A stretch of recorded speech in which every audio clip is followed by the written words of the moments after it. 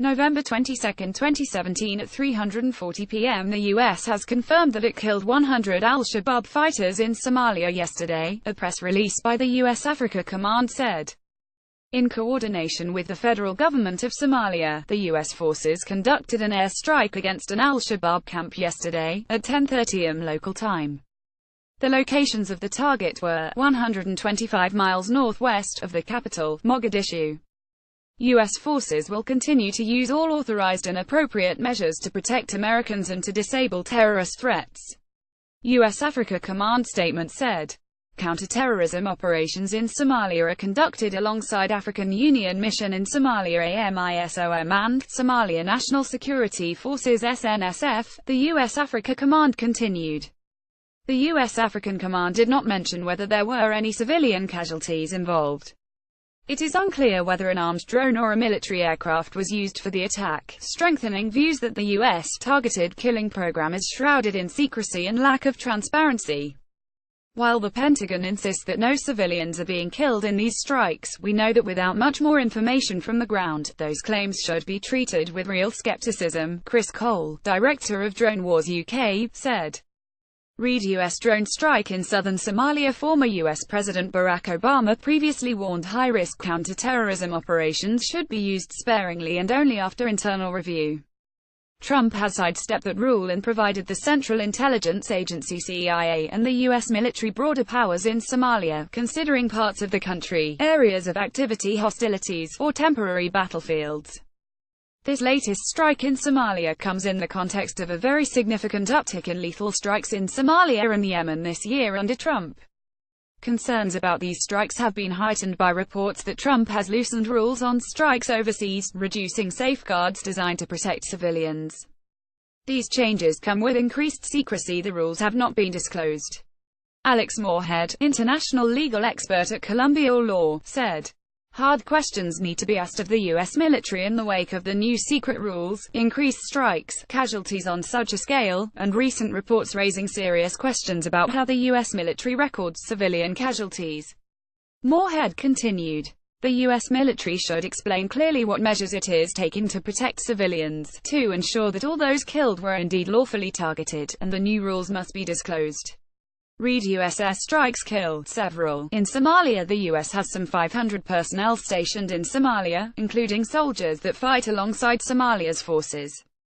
U.S. drones and manned aircrafts are stationed in Djibouti, North Somalia, where AFRICOM coordinates its mission across the country. On the 25th of August, 10 civilians were reported killed in a Somalia counter-terrorism raid in Bariaya, southern Somalia. The villagers ran to hide under banana trees as they were shot dead by our Somali forces. Al-Shabaab fighters, who were the target of the raid, were not at the attacked village. Unidentified warplanes killed Daesh fighters in northeastern Somalia back in August, but the U.S. did not claim responsibility. On the ground in Somalia, the AMISOM announced that it will withdraw some 1,000 troops by the end of the year. With Somalia's most deadline attack killing some 350 people last month, it is unclear why the unbacked mission is rescinding its footprint. Soldiers from the African Union Mission in Somalia AMISOM public information flickered. British government has deployed a special regiment of 85 military personnel to train and work with the African Union Mission in Somalia. It is unclear whether the UK is complying with US targeted drone or air strikes in Somalia. Two British nationals who had their citizenship stripped, Bilal al-Bajawi and Mohammed Saki, were killed in separate US drone strikes in Somalia in 2012. It is unclear if the UK government provided any location intelligence, as al-Bajawi was killed after making a phone call to his wife in London to congratulate her on the birth of their first son. The UK's drone policy is shrouded in secrecy without a clear framework on targeting beyond war theatres.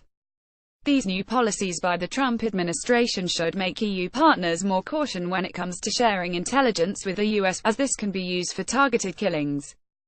These kinds of operations could also strengthen the precedent of the use of lethal force outside areas of armed conflict, previously set by the Obama administration, that other states can now follow, without being challenged.